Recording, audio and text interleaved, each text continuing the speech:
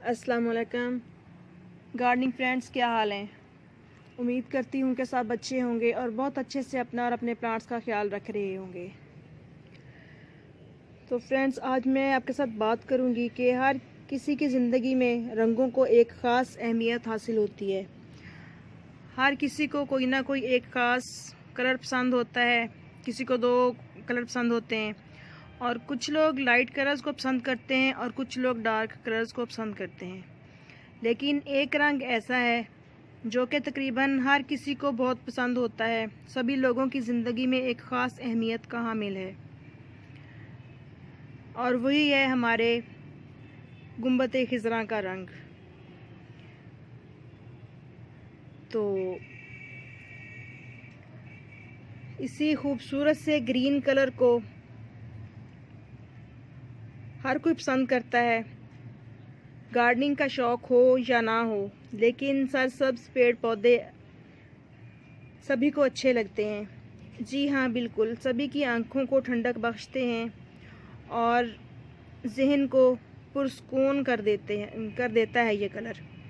तो आज मैं भी आपके साथ एक ऐसे ही सरसब्ज एवरग्रीन प्लांट पे बात करूंगी जो कि आम देखने को मिल जाता है पार्क्स में, रोड साइड पे, सरकारी अदारों में और बहुत से बागबानी के दिलदादा लोग बहुत शौक़ से इसे लगाते हैं। और ये प्लांट तकरीबन तमाम नर्सरीज़ पे बिल्कुल आसानी मिल जाता है हमें। तो वो है मोरपंखी का प्लांट, जिसे तुजा प्लांट भी कहा जाता है। ये पानी को बहुत पसंद करने वाला पौधा है। इसको पानी इस तरह दें कि मिट्टी सूखने ना पाए। हर वक्त मिट्टी मॉइस्ट होनी चाहिए, लेकिन ध्यान रखें कि मिट्टी बिल्कुल सोगी सी ना हो जाए, यानी कि कीचड़ नुमा ना बन जाए। यानी कि इस प्लांट की ऊपर की लेयर को खुश्क होने का इंतज़ार नहीं करना हमने। जैसे ही हल्की हल्की ड्राई हो तो उसको अगला पानी दे दें आप। और इसकी जो आपने मिट्टी बनानी है वो अच्छी तरह से वेल ड्रेन सॉइल बना के तो फिर इस प्लांट को लगाएं। यानी कि जो ना तो बहुत ज़्यादा बंधी हुई मिट्टी हो और ना बिल्कुल ऐसी रेतली सी हो कि उधर पानी डालें और उधर निकल जाए। तो इसके कम्बिनेशन के लिए आप 50% गार्डन सॉइल और उसमें 25% आप कावडंग कंपोस्ट या वर्मी कंपोस्ट डाल लें और थोड़ी सी उसमें भल वाली मिट्टी शामिल कर लें। अगर भल वाली मिट्टी ना हो तो आप उसमें रिवर सैंड भी ऐड कर सकते हैं। तो इस तरह के मिक्सचर में पानी ना तो बिल्कुल खड़ा रहता है और ना ही फ़ौरन ड्रेन हो जाता है। यानी कि जितना ज़रूरत प्लांट को होती है, इनके पानी की ज़रूरत होती है उतना पानी मिट्टी अपने अंदर होल्ड करके रखती है। तो और जो आपने कंपोस्ट डालनी है वो भी अच्छी तरह से डीकम्पोज होनी चाहिए ताकि प्लांट की रूट्स को फंगस वगैरह लगने का डर ना हो। और अगर कभी ओवर वाटरिंग हो भी जाती है या बरसात का मौसम होता है तो पॉट भर जाता है पानी से, तो उसको टेढ़ा करके आप पानी निकाल दें।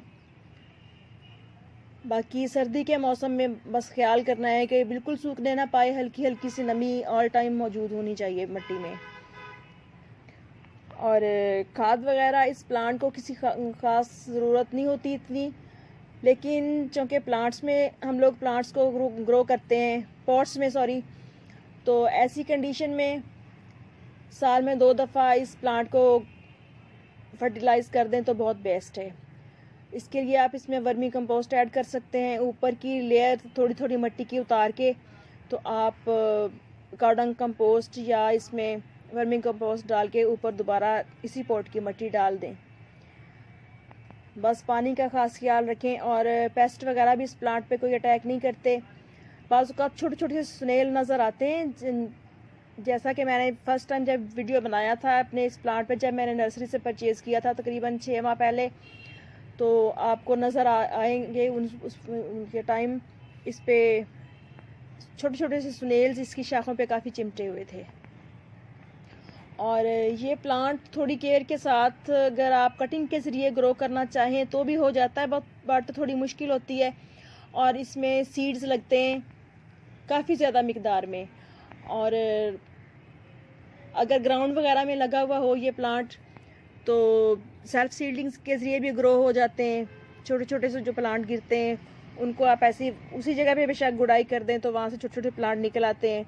अगर आप सीड्स को कलेक्ट करना चाहें, कलेक्ट करके आप सीडलिंग के ज़रिए ग्रो करें तो भी उग जाते हैं। बट थोड़ा टफ होता है इस प्लांट को ग्रो करना, तो इसलिए बेहतर है कि इसको नर्सरी से ही परचेज़ कर लिया जाए। और इसको आपने रखना किस तरह की लोकेशन पे है? ये प्लांट धूप को पसंद करने वाला प्लांट है, बट ज़मीन में लगा हुआ तो हर तरह की कंडीशन को बर्दाश्त कर जाता है। बहुत प्यारा नज़र आने वाला ये प्लांट है और आप जहाँ भी देखेंगे ज़मीन में लगा हुआ तो काफ़ी अच्छी ग्रोथ होती है इसकी। लेकिन पॉट में इसको अगर आप धूप में भी रखें तो ऐसी जगह पे रखें जहाँ पे इसको सुबह के 3-4 घंटे की धूप मिल जाए, उसके बाद इस पर शेड आ जाए। और फुल गर्मी के मौसम में कोशिश करें कि नेट वगैरह के नीचे या कहीं भी शेडी एरिया में इसको रख दें, तो बहुत अच्छी ग्रोथ चलती रहती है इसकी। और बहुत ही प्यारा प्लांट है, इसको बहुत अच्छा माना जाता है। आप इसको यानी कि अगर 2 प्लांट कंबाइन करके अपने गेट के एक इस तरफ लगाएं या इस यानी कि इंट्रेंस के, तो दोनों तरफ लगे हुए प्लांट लुक भी बहुत खूबसूरत देते हैं। और अगर ये काफ़ी सारे प्लांट्स लाइन में लगे हुए हैं तो भी अच्छे लगते हैं। अगर गार्डन में या ग्रासी प्लांट्स वगैरह के कॉर्नर पे लगा दिए जाएं तो भी बहुत खूबसूरत लगते हैं। तो घर के बाहर जो छोटे छोटे से ग्रासी प्लांट हम लोग बनाते हैं, जिन लोगों के पास ग्रासी प्लांट्स हैं वो इनको घर की इंट्रेंस पे दोनों तरफ लगाएं तो बहुत अच्छा माना जाता है। सुना है कि नज़र बद वगैरह से काफ़ी महफूज हो जाता है घर, तो या फिर आप उसी गार्डन के कॉर्नर में लगा लें तो भी बहुत प्यारा लगता है। और इसके ये खिले खिले लीव्स बहुत ही खूबसूरत लगते हैं और जो न्यू टिप्स इसकी निकलती हैं वो भी बहुत ही प्यारी लगती हैं। और शायद आप में से भी कभी किसी ने ऐसा किया हो कि बचपन में इसके लीव्स को बुक्स में रख के सुखाया जाता था, जैसे किताबों में मोर के पंख रखे जाते हैं ना, सेम इसी तरह से इस मोरपंखी प्लांट के लीव्स को भी मैं और मेरी फ्रेंड्स हम रख के सुखाते थे बुक्स में फूलों के साथ, तो बड़ा अच्छा फील होता था। और ख़ास तौर पे जब हम इकोनॉमिक्स की कॉपी बनाते तो उसमें चूँकि कुछ प्लांट्स के लीव्स लगाने होते थे तो बहुत प्यारा सीन लगता था इसके खुश्क लीव्स को लगाना। पहले साए में रख के सुखाते थे फिर लगाते थे कॉपी यानी कि जब बनाते थे, तो वो भी क्या खूब दिन होते हैं इंसान के बचपन के, कितनी अच्छी यादें होती हैं। तो बस यूं ही इस प्लांट को हम बहुत आसानी के साथ अपने घर में ग्रो कर सकते हैं और अपने घर की खूबसूरती को बढ़ा सकते हैं। तो ओके फ्रेंड्स, कोई बहुत ज़्यादा केयर नहीं मांगता, ये प्लांट बहुत इजीली चल जाता है, तो इसलिए आप सब भी अपने घर में लगाएं, इसको जगह दें अपने घर में। सर्दियों के दिनों में तो बेशक फुल धूप में ये सारा दिन पड़ा रहे तो बहुत अच्छा रहता है, लेकिन गर्मियों में बस इसको एहतियात से रखें, थोड़ा शदीद गर्मी के दिनों में, तो ये प्लांट आपके साथ रहेगा और साल हर साल आपका साथ निभाएगा।